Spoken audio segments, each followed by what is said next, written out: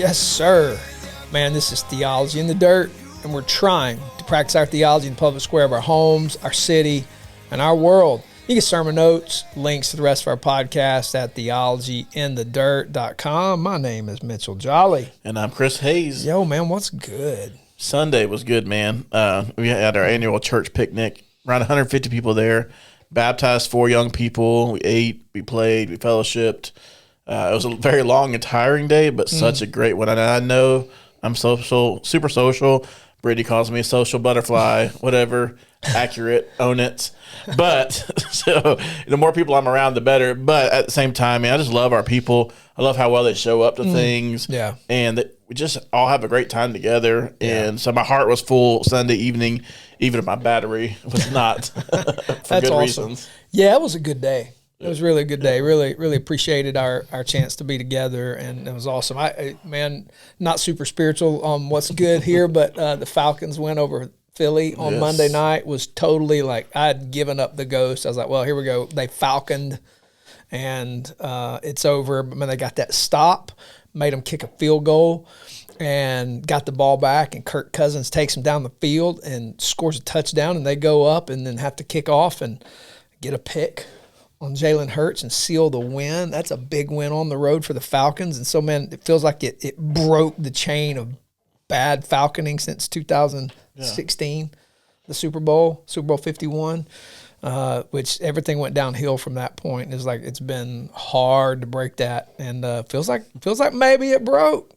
It's funny how literally one play changed is a night and day. Like if Saquon Barkley catches what was super easy pass, he gets the first down, they win the game. Yeah. We're 0-2 with the Kansas City coming to town. Everybody's panicking, saying it's a failure. Yeah. Just the tenor of things when you win a game you didn't think you would win after losing a game you shouldn't have lost. I'm telling you. It's crazy. It is crazy. We expected to be 1-1. I think most fans would have said, yeah, we'll be 1-1. Yeah. At best, probably. Yeah. I don't think many people would have said 2-0, so right. Good for them, though. A win to win. Yeah, brutal start to the schedule for the Falcons. Tough first 4 games of the season, and it's really hard. But, man, good win on the road. That shows they're capable. If they can beat Philly on the road, because Philly's sort of the darling to go to the Super Bowl for the NFC, and, man, you beat them on the road, we'll take it. Yeah. That's good. Well, man, it's time for us to get after it today. Shake and bake. Shake and bake. Shake and then bake. Shake and bake. Shake and bake. It's shake and bake time. Shake and bake, buddy. Shake it before you bake it. Shake it before you bake it. I was waiting on that one. I wanted to make it look like I was saying it. It was me. It was me, John C. Reilly, but it was not. I wish I could do a John C. Reilly impersonation. That'd be awesome. Hey. That's pretty good. Frank Caliendo's John C. Reilly is incredible. All his are good, and they're spot on. It really is. It's amazing. Well, today we're gonna ask a question that was asked to us from a student in our congregation. And the question is really, we're phrasing it like this: what does it mean to grow up? So this student was responding to something that they heard me say, it was sort of off script, off the manuscript, on challenging students to grow up and to mature. And so the question is, why? Why should students be challenged to grow up? And is there a place where kids should just be kids? And so what is it to grow up, and shouldn't a kid just be a kid? Yeah. And that's an absolutely fantastic question. So let me give some background where that's rooted. There's actually a nice little book called Do Hard Things that's worth checking out. It kind of does a nice sketch of the capability of teenagers. So it's called Do Hard Things. It really is a fantastic little book. But my search that led me to that book began when I was teaching. And so for 9 years in the classroom, I taught a range 7th through 12th grade. And in doing that, what I found very interesting was simultaneously doing a lot of traveling around the world in hard places where we've worked, observing teenagers, and interestingly enough, also teaching in some settings where late teenagers were already up into a more university setting in some of these hard places, learning trades. And here I am teaching a component of that in a very hard place around the world, a very dangerous place. And I'm watching teenagers, not in that classroom also, but outside that classroom in some instances, combat situations, and observing teenagers there and back here in my classroom. And what I was intrigued by was the distinction. And then I compared that to myself. And I kind of grew up, I'm the son, I have two sisters of Depression generation, World War II generation people. And so I got my first job when I was 12, and it was at a construction facility. And so I was already working the summers, and that transitioned to another job later. And then I got a job at Chick-fil-A. I started working at Chick-fil-A and then did that for the rest of high school and then all of college. And so I worked construction, fabrication, and then quick service. Chick-fil-A does not like the language fast food. Quick service, America's best quick service restaurant. And so, and what I found was that my students were not employed. My students did not engage in earning and learning how to invest. So I was taught budgeting, quite literally the envelope system. My dad gave me a box of envelopes and said, label them on what you're going to need to spend your money on. Mm-hmm. Go get your check cash, break it down, put it in those envelopes. When it's out, it's out. I'm like, okay. And so I learned to manage money, including saving and all that stuff. And so I was managing money. I was saving money, learning to invest it in other things, making money, and working, as well as doing sports and doing school. And so I was doing stuff. And so what I noticed is students were involved in school life, but they weren't working. They didn't know how to budget. They didn't know how to manage money. They were spending mom and dad's money. And comparing my experience to my students' experience to students around the world, I noticed this disparity. And what I found was that my students in this generation and that generation were less healthy physically, emotionally, mentally, and less skilled. And that made me start wondering, well, what about adolescence? Because I just assumed adolescence was normative. And so as I started digging, found that book, Do Hard Things, I discovered adolescence has not always been assumed. G. Stanley Hall wrote a book, 1904. He's a psychologist, called Adolescence. That's where it came from. And so Hall, being a psychologist, is credited as the first to define adolescence as a unique developmental stage characterized particularly by emotional, psychological, and social changes. And he would call this period storm and stress. That's what he referred to it as, in which individuals, they transition from childhood to adulthood. Very helpful, super helpful, because there is this place and time, and it's hard to put it on a timeline, right? So it's hard to say it starts at 13 and it ends at whatever. Mm-hmm. But being in the classroom, particularly in 7th grade, you watch middle school guys and girls, maturity happen differently. Fascinating. Yep. Girls would be much more mature than boys, and you start seeing that somewhere between 4th and 6th grade transitions start happening. And all teachers who are in the classroom know this. You see it, and that's even some of the debate is like, well, should 6th graders be middle school or should 6th graders be elementary school? Because that 6th grade is really weird. They're not quite elementary. They're not quite middle. They're in this transition phase, and it's really kind of strange. And they start growing up, and you get them in 7th grade, and boys smell like a humid bag of Funyuns, and girls smell good. Yeah. Some do. Yeah, some do. And so even when they're clean, they smell like a humid bag of Funyuns, and you just got this thing going on. Their bodies are developing, their minds are developing, and they're thinking, and they start, stuff's happening, man. And they hit that phase where they settle into that. And so I just started going, okay, so how was it viewed before then? Like if adolescence is 1904, right? So I know that's a long time ago now, but on the stage of human history, that's not that far back. And so before then, I discovered societies viewed children really as kind of miniature adults. They didn't recognize a clear developmental stage between childhood and adulthood. And so that came along around the Industrial Revolution. So this whole idea of adolescence being a response to, in many cases, abuses. So it was very proper and appropriate, because there are some instances in which what they viewed as miniature adults, and they weren't, kids were being put in factories. They were child labor. This is one of the reasons we have child labor laws, which are very good and very helpful.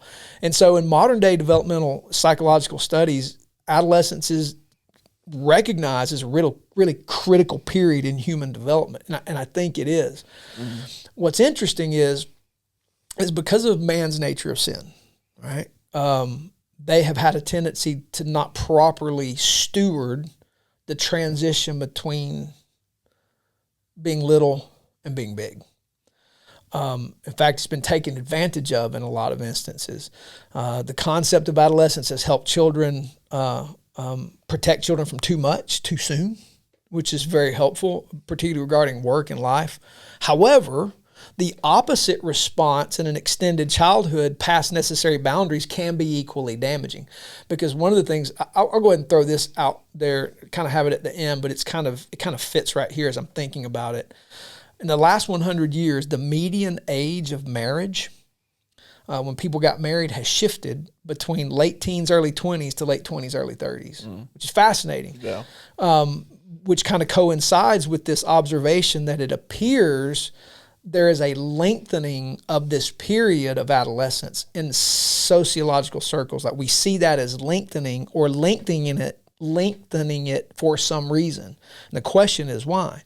So if we don't guard childhood, that does damage. But if we extend it, that also can do damage. Mm-hmm. And so I think where we're at now, and my observation is, there has been possibly an unnecessary extension of childhood to the place that we're maybe damaging young folks by not equipping them when they are most capable of learning the most things, particularly vocationally. Like, it is wild what a kid can learn. In fact, even linguistically, we all know this. You've been around the world. Some of our friends in the northern part of India, their children can speak 4 languages, and transition between them incredibly amazing. The old joke is, what's a person who speaks 3 languages? Trilingual. Person who speaks 2 languages? Bilingual. What's a person who speaks 1 language? American. It's sort of this thing, like, kids are capable. Like, this new thing, like, this is, I show my ignorance here, but this, I'm fascinated watching some of the people in our church. They've taught their littles sign language. Like, I didn't know that. Like, and so because they, before they have language skills, and can't communicate, they're fussy to tell you what they need, right? And we have to figure out what their needs are. Well, these little kids can learn sign language, and they're all like sign language, stuff, and like, oh yeah, so you. And we did that with ours, yeah. Did y'all do? Yeah. Like, where was that when we had? That's amazing, but it shows these little ones are crazy capable of amazing things. Mm-hmm. And so the question is, what should we expect of them? Again, to not expect anything, they're not going to grow. Yeah. Expect too much, you're going to stunt that growth. And so there is a balance to find there. And so there's some questions that, for me, it's like, what does the Bible suggest about the capacity of young people? Mm-hmm. What are humans capable of? When are they capable of it? Are they then properly attached to their parents to learn their capacity and experience the necessary pain of growth in a healthy parenting coaching environment? Because growth is painful. There's bonds that have to be in parenthood between the parent and child, that when a child is growing into hard things, it's painful, it's difficult, emotionally, mentally, physically, it's challenging. And so is there a proper attachment between parents and child to help navigate that in such a manner that it's healthy? And then how do we measure and determine development by readiness, not age? Because I think that's key. Readiness, not age. Because if you put this like 13 to 18 or 13 to whatever, we can tell you from experience, you guys see it, Brittany sees it in the classroom, my wife sees it in her work, that just because you're 13 doesn't mean you're emotionally, mentally 13. Just because you're 20 doesn't mean you're emotionally, mentally 20. So it's really readiness, not age on a timeline. And so, and then what do we mean by childhood? Now, I need to move through this because you got great stuff that we want to talk through, but the Bible doesn't give us a specific age or clear-cut definition when a person becomes adult. Mm-hmm. But it does offer some principles that I think are very important, some cultural practices that give insight into the process of maturity and responsibility.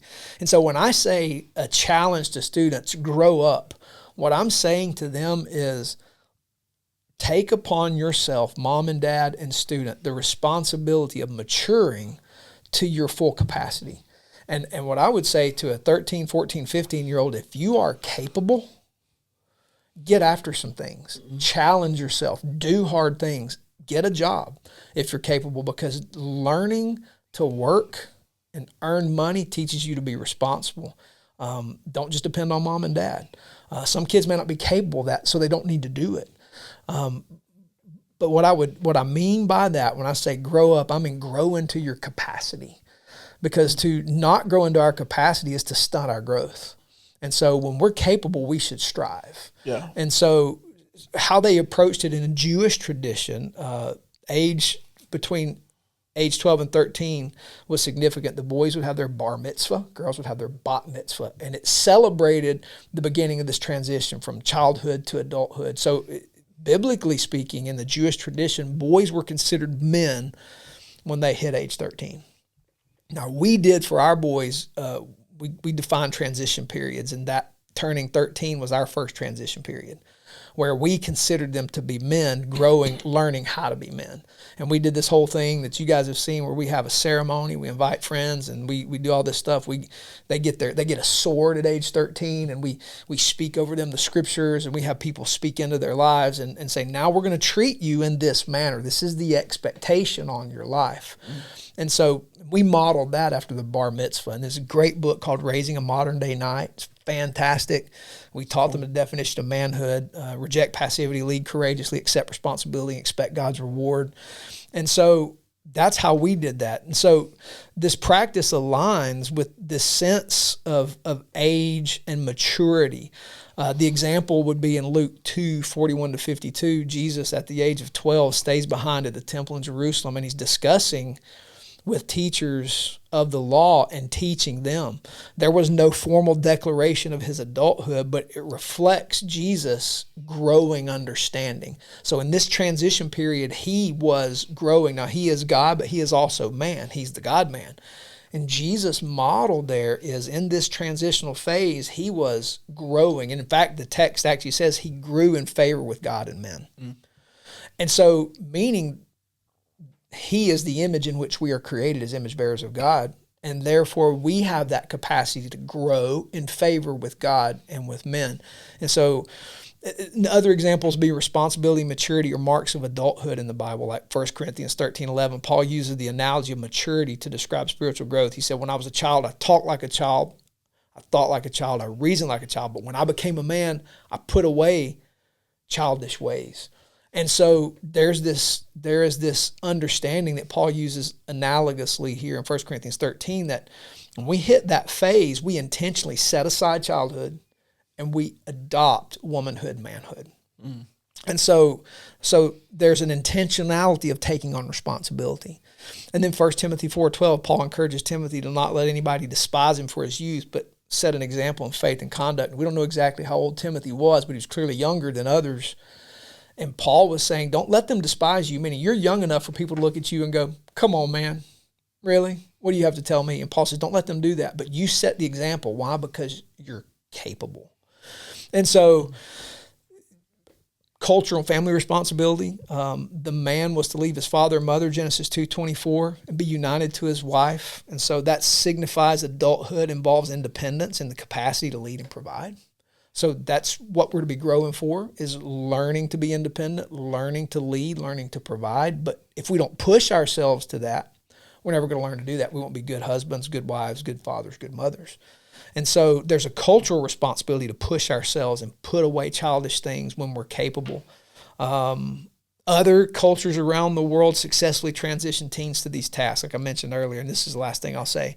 I have watched that around the world. I've watched teens do so much more with so much less that when I came back to my classroom, there were times I was ashamed of our abundance and our lack of production. And again, not that kids should be in some of the situations that I watched those teens be in, but the fact that they were capable made me understand these teens in my classroom didn't have to go into that extreme situation to achieve their capacity.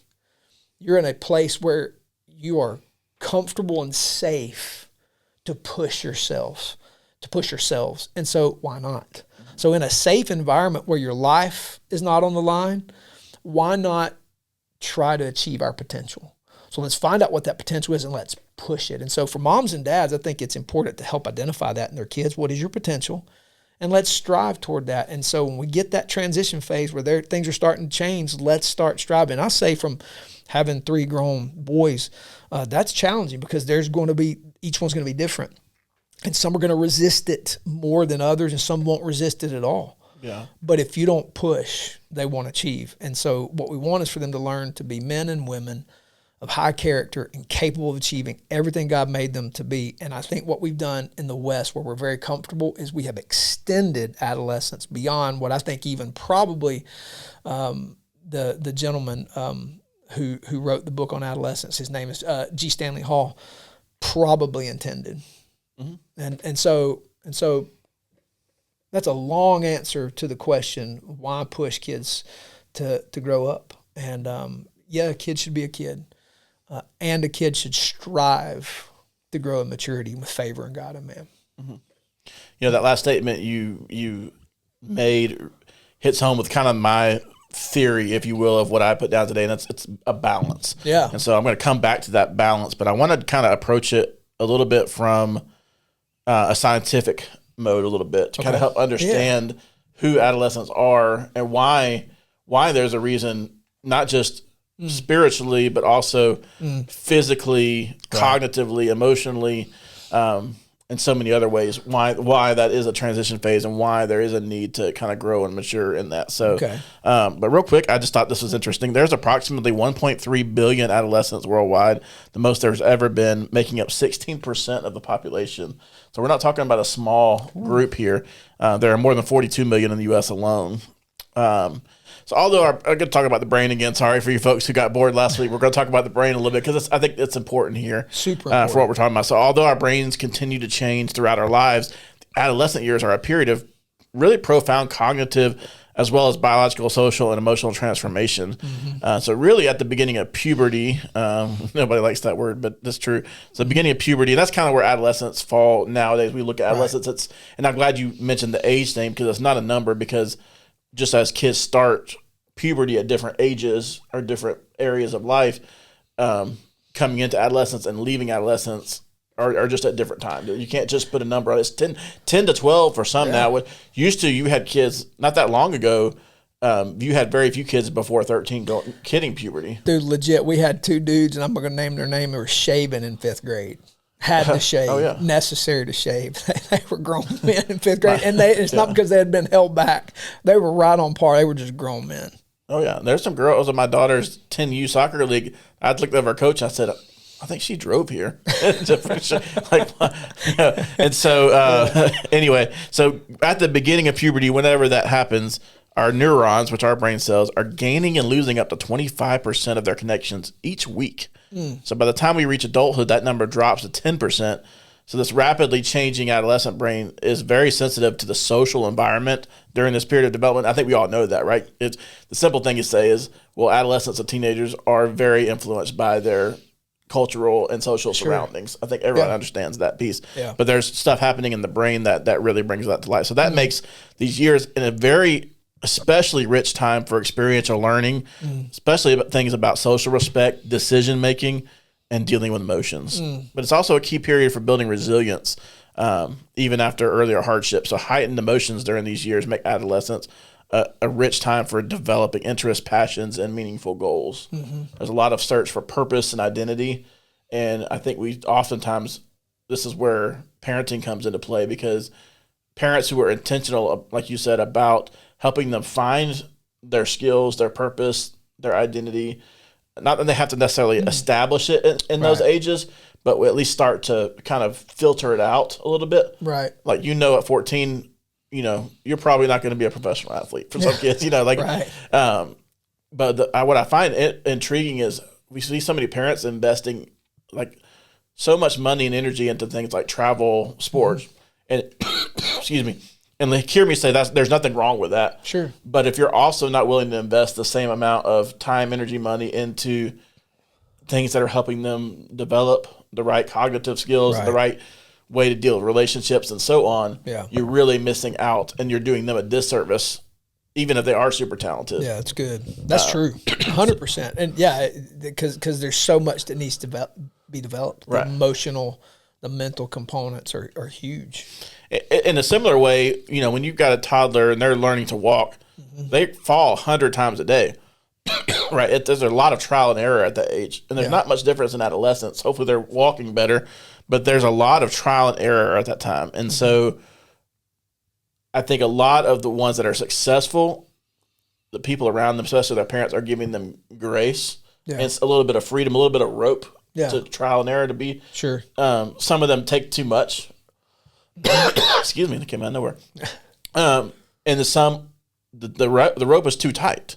Sure. And we have to allow them the opportunity to fail on their own, because that is experiential learning. Right. Now, we hope that failure is not coming with handcuffs, DUIs, death, and sadly, way too many times it does. Right. So again, there's things you can control and can't control, but there has to be some sort of learning through making my own decision, because decision making and discernment is such an important part at this stage. Absolutely.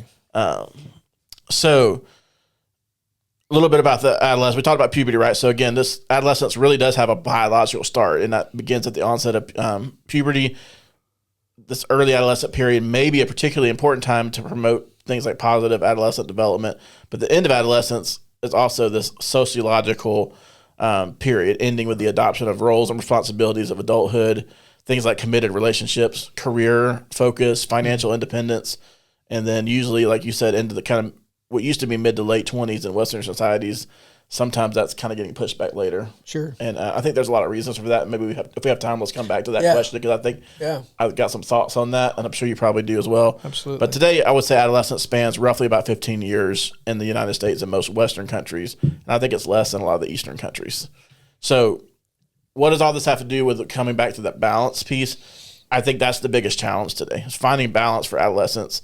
It's not good for them to just play all the time and not have any responsibilities or anything to do, but they are still young enough to where life shouldn't be so overly serious and just bogged down growing up too fast. So we got to find some balance. I think that's hard for them. I think it's hard for parents. Yeah.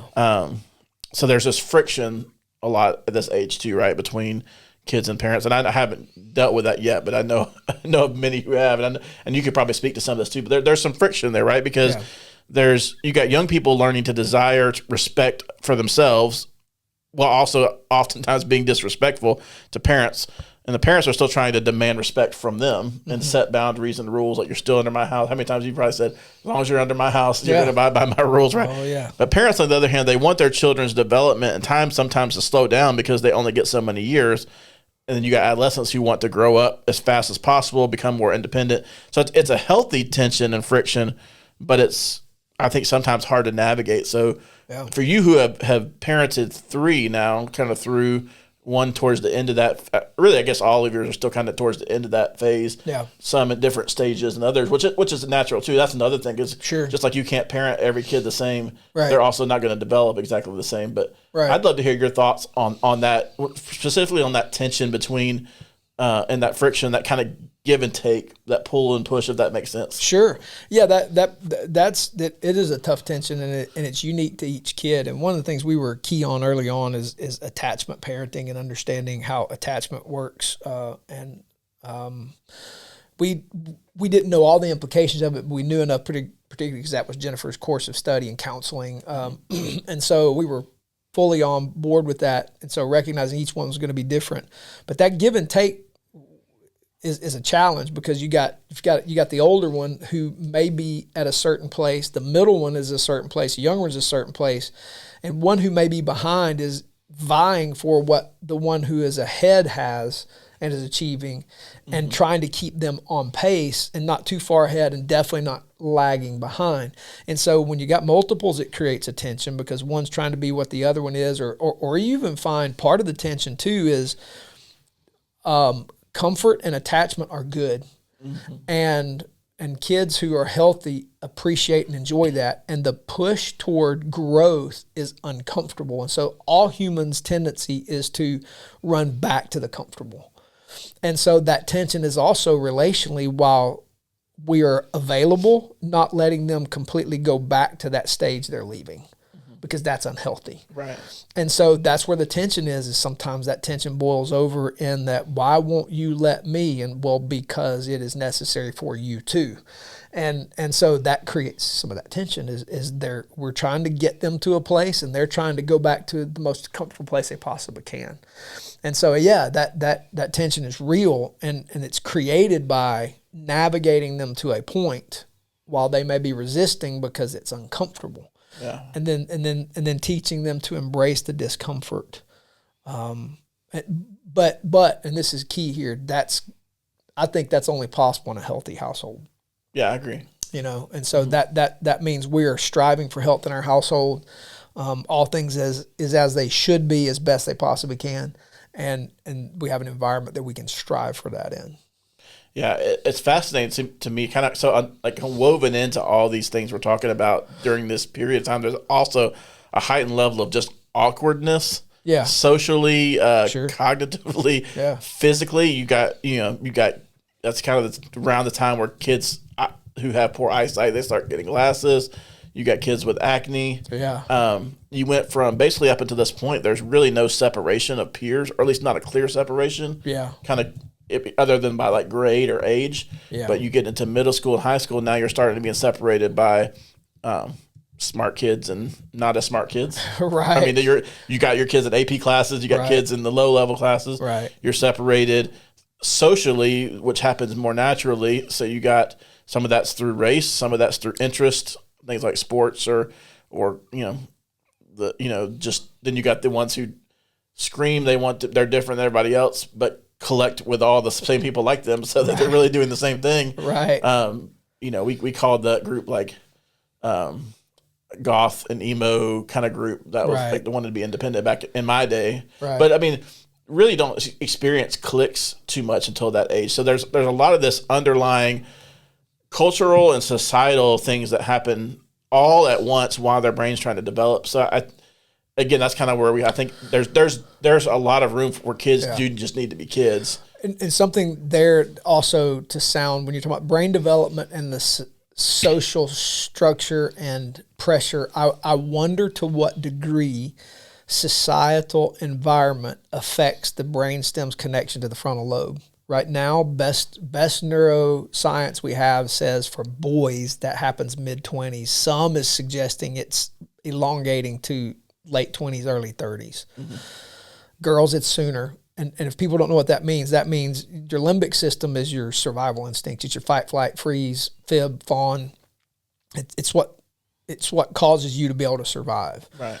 The frontal lobe, the outer parts of the brains where cognitive stuff, thinking, reasoning, all that stuff begins to happen, which is why boys get hurt more than girls, is because that connection hadn't been made. They don't know fear. And so they do crazy stuff and don't think about it till afterward, because it's truly, literally the neurotransmitters, the neurons, I think I'm using the right word, have not connected to the frontal lobe. Yeah. And so they don't think. And so what's interesting is when that develops based upon sociological environment, so or any other kind of environment where adolescence seems to be elongating, I wonder if that's causing the brainstem to not have to connect to thinking because somebody's doing their thinking for them. But if you're in another place where survival, like where you have to learn to reason and think, because that becomes part of your survival, if the brain speeds that process up and kids mature faster, which may explain some of what I've seen around the world, right, is the society or the environment has caused them to have to learn to reason and use logic earlier. So they did. And where they don't have to here, because maybe we're not pushing them, they are maturing slower and they live in fight, flight, or freeze. So if there's a threat to their comfort, fight, flight, freeze, fawn, fib. And they can get themselves out of it as opposed to being forced. And that's where that parenting component is gently nudging them through that transition. But when you talk about brain development and social environment, that can explain some of the possible elongating of adolescence, is because we are not pushing appropriately that, because man, the worst thing you could have happen is a 25-year-old who acts like a 15-year-old. Yeah. And so that's a failure in parenting, unless there's a brain injury or something happening there. But that's a failure to push. And that's that damage that can be done if we don't navigate that and push them appropriately to achieve their potential. Yeah, no, 100%. That's good stuff. And there's this like almost kind of, so really in the high school year, this is where we start to see there's this effort of adolescents of starting to separate from their identity from parents. Right. But part of that process is also reassociating that identity with a stronger sense of belonging. Right. Where do I belong? Who do I belong with? Mm-hmm. And that's where some of that survival. There's a difference between the ones who are in survival mode is what often leads to really bad choices because they crave that belonging so much they're not capable of processing what is good attention or good belonging and good value as opposed to what's negative for them. That's right. A lot of that times that's what's leading to early teen pregnancies, STDs, sexual assault, physical assault, getting arrested, doing just crime, all those things. There's a direct correlation a lot of times with that. And so when we start doing that, that's kind of coming back to the question that was at hand here. And I want to look at some what the Bible says as well. That's when you're in the time of that searching of purpose and identity, if it's not properly guided and filtered through a biblical lens, oftentimes those things can be found. That identity purpose are found in the wrong things. Yeah, that's good. And so for Christian young people, there's a bit of a higher calling and expectation to pursue maturity and to live a life in pursuit of knowing and following Jesus. Paul writes in 1 Timothy 4, let no one despise you for your youth, but set the believers an example in speech, in conduct, in love, in faith, and purity. Until I come, devote yourself to the public reading of Scripture, to exhortation, to teaching. Do not neglect the gift you have, which was given you by prophecy when the council of elders laid their hands on you. Practice these things, immerse yourself in them so that all may see your progress. Keep a close watch on yourself and on the teaching. And then it finishes with persist in this, for by doing so, you save both yourself and your hearers. I don't think Paul's trying to make young people these super serious evangelists who are, more like monks and teenagers. That's not really the purpose here. But I do think there is an emphasis placed on setting an example and standing out. There's a purpose of, hey, come to church, be amongst believers, hear the word, learn how to be, learn how to engage your domain. That's why student ministry is such an important part of adolescence. It was incredibly shaping in my life, having not just fun things to do on Wednesday nights or Sunday mornings or Sunday nights, but also strong Christian mentorship, discipleship, men who poured into my life. Outside of you and outside of my dad, the third other main influence, Matt Stewart, in my life was my youth pastor. Started as my Sunday school teacher and became just man of God who just walked me through so many things, helped me reason. It was a voice outside of my home. I love my parents. I trusted them, but at that age, you have to also have other influences, older men, older women speaking truth into that. That's right. And that was incredibly shaping of who I became, not just as a Christian, but as a man, as a husband, as a father. And so that emphasis put on maturing, especially for those who are in Christ, is just there. Again, it's a balance still. It's not don't have fun, but there is a higher expectation, and we need to help those young people understand that and how to live that out in their domains. That's huge, absolutely, and that's part of our task of discipling, right? Is helping moms and dads, coming alongside them in our fellowship and our relationship and what we do inside the church to help them navigate that as parent, because it's not our job to push. It's our job to tell them, remind them, but that's his parents' job to push and to navigate with that student growing into maturity, so that they enjoy, because part of life is enjoying life and enjoy it appropriately. And so that's huge. What's interesting, what came to mind as you were sharing that too, and I was reminded that the idea of rebellion in teenagers is almost uniquely isolated to Western civilization. Yes. And that has something to do with this dynamic that we're talking about as well. And I can't quite put my finger on it other than there's plenty of articles. You can go Google teenage rebellion, Western civilization, and you'll pull up a lot of stuff. But it's almost isolated to Western civilization. And that makes me begin to wonder. It's like, okay, so what's the dynamic there? You know, if our discipleship and helping them grow into maturity is lagging, their bodies and brains are developing, but their maturity is lagging behind, that creates a gap. Mm-hmm. And that gap may be the source of that rebellion because their minds are over here on childish things. Their bodies are capable of bigger things. And that tension they feel leads to them doing stupid stuff. And I wonder if this dynamic of helping disciple, coming alongside, helping parents navigate this, think about this, have discussions about this, and push toward potential would mitigate rebellion. And we watched that and I'll be very careful what I say here. In our boys. Yeah. Where there was the right health, we had zero rebellion. Zero. And because we were aware of some of this stuff. And so I would say, like, to some degree, man, we threaded the needle pretty well in most of that. And so I think that dynamic of coming along, being aware, pushing appropriately, keeping that gap tight between capacity and childhood, mitigated rebellion because we didn't withhold, but we certainly set boundaries, and they just didn't have a reason to. Yeah. And so they didn't, and that was huge. Yeah, I'm a firm believer in as a parent, if I'm not the leading voice in helping shape and coach my child's worldview, yeah, something else will. Yes, that's right. And the likelihood of that being right is low. Yeah, and I'm gonna sound like an old prude here now, so forgive me, but I've never been a big believer in, like, you know, your child playing Grand Theft Auto, they're going to be a rapist and a murderer. Right. Talking about video games having influence, but they listen to rap music, they're going to hate cops or whatever that might be. Like, there's a lot of these stereotypes with influence. However, I think when it comes to levels of maturity and shaping certain things, that absolutely takes place. Yeah. Because again, we talked about their mind being kind of a sponge and just bringing things in. They're susceptible to a lot of things, but they're also searching.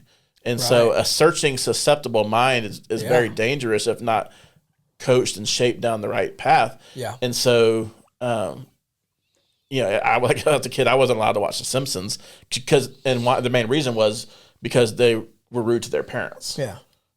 And I never had the desire to necessarily watch it, but like I look back and I say, that's not a bad thing. My parents weren't sheltering; they didn't say I couldn't watch anything. Sure, but they were consistent, at least for the most part, in their messaging on why.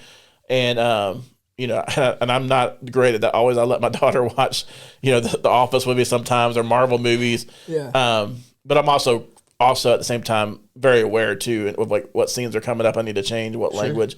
So I think that there is a place for that and that we have to be cautious of it. And again, I think some of that's just, limiting time on there. Sure. And just being aware of what they're seeing on the internet or what they're using their phones for. Yeah. And I'm not going to spend a lot of time on that. I just want to say that's a real thing. It is. It may not be to the extreme that some people make it, but it's a real thing. Yeah, that's right.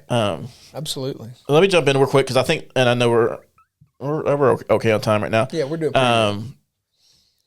A lot of what we're talking about too during these adolescent years is about learning to practice discernment, distinguishing right from wrong. In our TBRI world, we talk a lot about being dependent on regulation, co-regulation, self-regulation. Right. The same thing is true here in a different way of development because we kind of spent their elementary years is really all about co-regulation and co-learning, co-op. Yeah. And really in adolescent years, it becomes more of an apprenticeship, so to speak, where we are now what we taught them how to co-regulate. We're teaching them how to self-regulate, but we're also teaching them how to make decisions on their own, how to discern things, because we've taught them how to do that when they're younger. Right. And so I think that's such crucial part of this growth here. Yeah. Hebrews 5 kind of hints at this. Verses 12 to 14, the writer says, "For though by this time you ought to be teachers, you need someone to teach you again the basic principles of the oracles of God. You need milk, not solid food. For everyone who lives on milk is unskilled in the word of righteousness, since he is a child. But solid food is for the mature, for those who have their powers of discernment trained by constant practice to distinguish good from evil." If we expect maturity out of them, I think we've got to be, consistent about how are we teaching discernment? Yeah. How are we teaching them? Morality is kind of learned through things that we learn. Sure. We learn that there's physical consequences. You teach them, okay, don't put your hand in the light socket, Right. Or don't touch this, it's hot. Right. Like those things they kind of learn, but there's so much more depth into decision making. How did you and Jennifer walk through that with your boys? Because it's kind of that balance of like, I got to let them fail. I got to let them figure things out on their own, but I've got to be very clear on teaching right from wrong. Yeah, man, it's complicated because ours is where we have 2 bios and 1 adopted, and so you have different environment and different influences, and then when you reach a place and a point, there is only so much you can do. One of the things we've had to learn in parenting is a lot of grace to ourselves, and not being too harsh on ourselves, particularly where one methodology where it worked in the setting of all things being right, did not work where all things were not as they should be. And so realizing that doesn't make us bad parents. What that makes us is having to adapt to a super difficult challenge, and what that is you teach. It's discipleship. You teach them truth. You model for them what is truth. You put them in the right environment where other people are working with you and working with them. You partner with them, and by and large, that is a recipe for success. But what we found is too, at some point, your teenager is going to make decisions on their own, and they're going to embrace, or they're going to push back against that ethic. And what we found is there is that place at which you have to begin to remove your hands from decisions and outcomes and allow them to taste the consequences of their decision making. And that's a tough road to walk. But there's an active process in teaching and modeling with content that they hear, things they see, what boundaries you set up, how you operate, how you attach, how you connect, empower, and correct, as we will say. Yeah. And by and large, man, there's a formula there that works pretty well when done in fellowship. But man, it was us staying on top of it. It's a 24-hour a day, 7-day a week, constant task. But then the difficult part is when you get to that place where, man, you've done your very best and it may or may not take.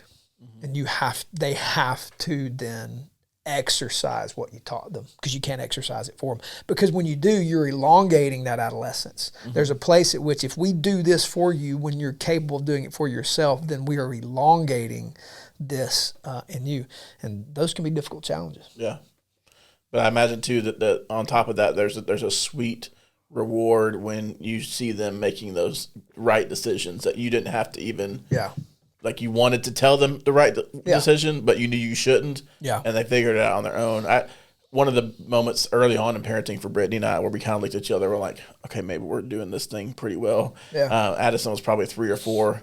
And just randomly we watched her, and she just takes her little baby doll and puts it in the timeout spot that we put her in.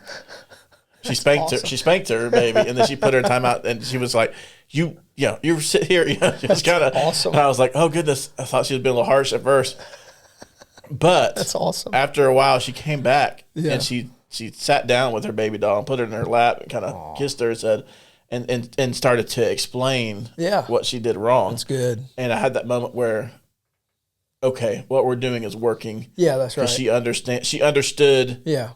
Discipline is necessary when we make bad choices, but she also understood mom and dad still love her, Yeah. and we're going to explain the reasoning right. why. Yeah. And that doesn't really change when you're parents of teenagers either. It's Sure. just done a little differently. Yeah, because you can't just put them against the That's wall. right. But Yeah, it is, and that is part of that restoration. It's the rupture repair cycle. They're going to make decisions that rupture relationships, and we're going to make decisions that rupture relationship. But what we do is you don't let it fester. You activate repair. Like the rupturer, and this kind of goes to a question we got that we'll address in a couple of podcasts about forgiveness and such. But there's a rupture repair cycle, and the rupturer is the responsible party for repair, not the ruptured. correct. And so if I rupture by failing, it's my responsibility to model repentance. And so one of the things we always tried to do is when we messed up, own it, say, I'm sorry, Dad really messed that up. And you just own it. Yeah. And it's hard and it's difficult because we're prideful and we're like, man, I don't screw up. But man, we do screw up, and we say, I messed that up. I misspoke. I was overly harsh, or I failed at setting a good boundary for you. And you just own it, and you apologize. You say you're sorry, and you ask for their forgiveness. And what that does is it repairs what you broke, but it also models for them how to repair when they rupture. Yeah. And so that dynamic of sometimes we're going to over push because we want them to achieve. Sometimes we're going to under push. And I would say when we under push, we need to repent. Yeah. When we over push, we need to repent. We need to own that as parents. But by doing that, our kids learn, oh, I can do what Dad did. Dad was humble enough. Mom was humble enough to tell me they were wrong. I can do that too. And it is a sweet thing when you begin to see them do that. It took and they practice it. It is successful. It's incredible to watch that, and it's very satisfying. It's a reminder that just like our children, we are too a work in progress. Yeah, and we've got to remember that. I got one kind of final point here before we kind of get close to wrapping up. Really want to just dive back into the nature of the question that was asked by the young person, and I just want to say, yes, there's absolutely a part of this stage of life where you should be having fun, playing, enjoying life, not having to take everything seriously. Yeah. There's a part where, yes, as a kid, you should be a kid. You shouldn't be in a position where you've got to be the sole provider for your family or the one making all the decisions for your siblings.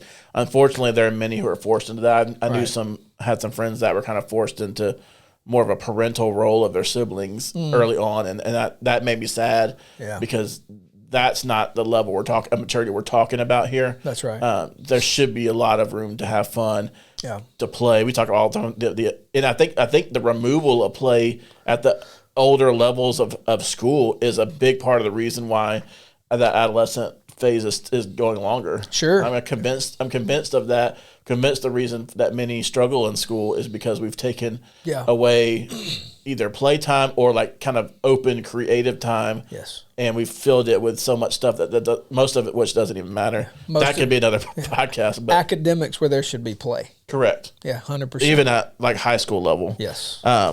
So yes, have fun, but also important to realize that it's not all about that, and that to use these years wisely, set yourself up for the rest of your life during this period. It's just important, and you accomplish this through learning, reading, practicing, spending time with the right people who lift you up and not push you down or drag you down. Yeah. And of course, running after Jesus. Even Ecclesiastes 11:9 says, "You who are young, be happy while you are young, and let your heart give you joy in the days of your youth. Follow the ways of your heart and whatever your eyes see, but know that for all these things, God will bring you into judgment." So if you continue to pursue fun over all things and just go after whatever your heart wants, there's going to be some consequences that may not be fun for that. Yeah. So enjoy your lives.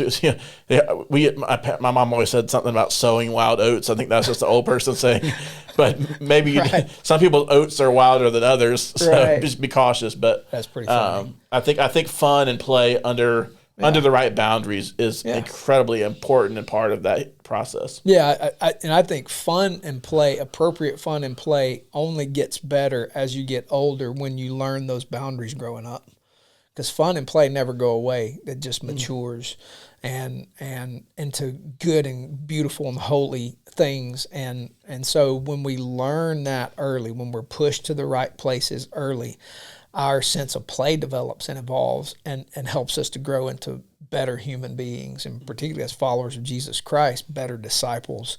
And so play has to be part of that. Fun has to be part of that. And fun, the Bible gives us boundaries for that, like not coarse joking, like horrible, terrible things, but appropriate things that make us laugh, things that create joy and create fun. And we should, because that's essential for human development. And so by all means, learn that as a child and carry it into adulthood, but let it develop and evolve as you mature with life. And you'll find you get to this place where joy is really rich. But I think joy can be robbed if we don't get ourselves pushed, or we appropriately, we lag behind, or we're even too far ahead. That wrecks joy. Yeah. But joy is capable when we as parents push them to the right place and help them navigate that. And for young people, one of the best ways for you to find joy is because a lot of adolescence is selfishness and all about ourselves. But you learn to give to others and to serve others and to do things for other people. There's a joy you can learn at that age that is far beyond any drug or alcohol or party or stimulant or sport or anything. There's just a natural high there when you do something for someone else. How that makes you feel when someone else is grateful for something you did. Yes, absolutely. Well, dude, you got some Hayes takeaways? Of course, I got some Hayes takeaways. Let's do it. Number one, adolescents are the future. They are valuable image bearers and kingdom builders growing up in a chaotic and difficult world. While it may not seem fair to have to grow up and mature quicker than they want, it's going to make their future so much better. Number two, to any young people listening, heed these words and take them to heart. 1 Peter 5:5-9. In the same way, you who are younger, submit yourselves to your elders. All of you clothe yourselves with humility toward one another, because God opposes the proud, but shows favor to the humble. Humble yourselves, therefore, under God's mighty hand, that he may lift you up in due time. Cast all your anxiety on him, because he cares for you. Be alert and of sober mind. Your enemy, the devil, prowls around like a roaring lion looking for someone to devour. But resist him, standing firm in the faith, because you know that the family of believers throughout the world is undergoing the same kind of sufferings. Come on now. Number three, enjoy life. Enjoy this time. Do fun things within reason, of course, but choose real friends and not fake ones. Choose to be around positivity and reject negativity. Live in joy because Christ gives us that joy. So let your light shine before all those you come in contact with. And when they ask why you're joyful, tell them the reason. Come on. Number four, this one won't be as fun for adolescents to hear, but it's important. Proverbs 1:8-9. Listen, my son, to your father's instruction, and do not forsake your mother's teaching. They are a garland to grace your head and a chain to adorn your neck. And I know you're all wanting to be independent, left alone, but wisdom from your parents is priceless. Yeah. And finally, this one won't be as fun for parents.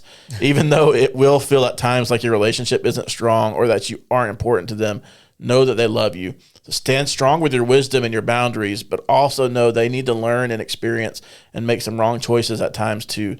And that's not easy. But learning those hard lessons now, and I'm not saying they need to learn super hard or serious lessons by doing really stupid things, but that will only help them in the future. So discern and listen to God on when to lighten up on the reins a bit, giving them some freedom, but don't let go altogether. And remember Proverbs 22:6, train up a child on the way he should go. Even when he is old, he will not depart from it. Man, good stuff. Thanks for closing us out well. Guys, we appreciate you listening to Theology in the Dirt. It's a joy for us to come in here and work out our theology in the public square of our homes, our city, and our world. And this podcast is part of that. And so we appreciate the questions. Man, keep them coming. We got some questions. We got a question we'll deal with. We got an interview next time we're together.